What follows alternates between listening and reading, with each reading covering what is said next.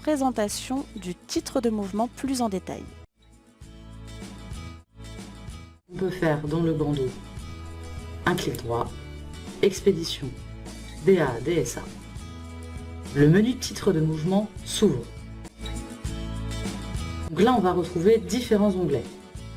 Dans l'onglet Information, le numéro de la facture est repris automatiquement, ainsi que le volume.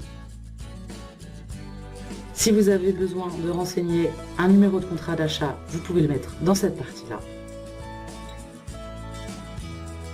Et si vous avez besoin de renseigner un numéro de douane, vous pouvez également le renseigner dans cette partie-là.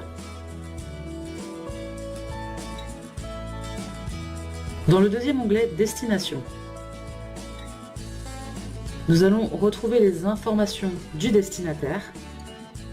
Donc le type de destination est repris également en automatique, ainsi que le nom, l'adresse, code postal ville, pays et le numéro d'AXIS qui est renseigné sur la fiche du client.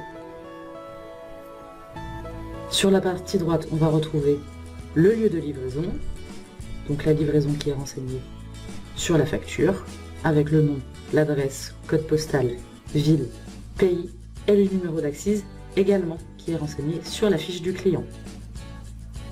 Il n'y a rien de plus à renseigner. Dans le troisième onglet, Transport, nous allons ici retrouver les informations du transporteur que l'on a créé au préalable et que l'on a renseigné sur la facture. Donc dans la partie gauche, on va retrouver le nom du transporteur, l'adresse, code postal, ville, pays, ainsi que son numéro de TVA. Sur la partie droite, au niveau des expéditions, la date va être celle du jour de la création du titre de mouvement. L'heure est celle à laquelle vous avez également créé le titre de mouvement. Pour être sûr de ne pas être bloqué sur ProDouane, si vous mettez quelques minutes à valider votre titre de mouvement, n'hésitez pas à ajouter 10 ou 15 minutes à l'heure renseignée dessus. Sur cet onglet-là, ça va être le seul endroit où vous allez avoir des choses à compléter manuellement. Ça va être l'unité de transport, le numéro d'immatriculation. Ce sont des choses que l'on ne connaît pas à l'avance. Ce sont les seules choses que vous devrez renseigner ici.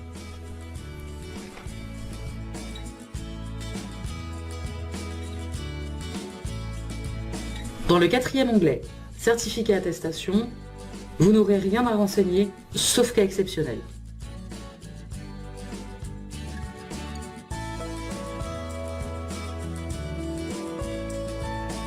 Dans le cinquième onglet, détail des lignes, vous allez retrouver vos articles, la nomenclature UE de votre article et la quantité.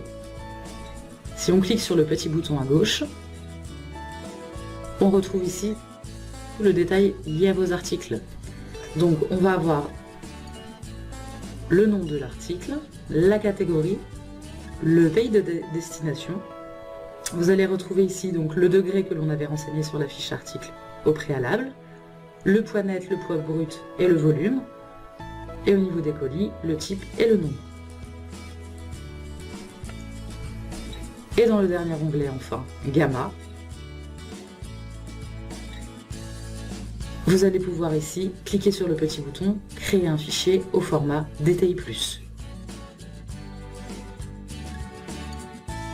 Il va vous demander le chemin où vous voulez stocker ce fichier-là. Donc si vous souhaitez le modifier, vous pouvez cliquer sur les trois petits points ici et aller chercher le chemin que vous souhaitez. Ensuite, vous cliquez sur OK. Le fichier DTI+ a été généré à l'emplacement suivant. Et vous pouvez coller directement le chemin dans ProDouane. Donc là, on fait OK.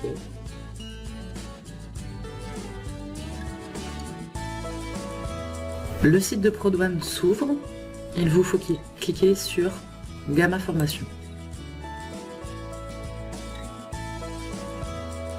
On va aller dans Créer DAE, Importer DAE, Parcourir.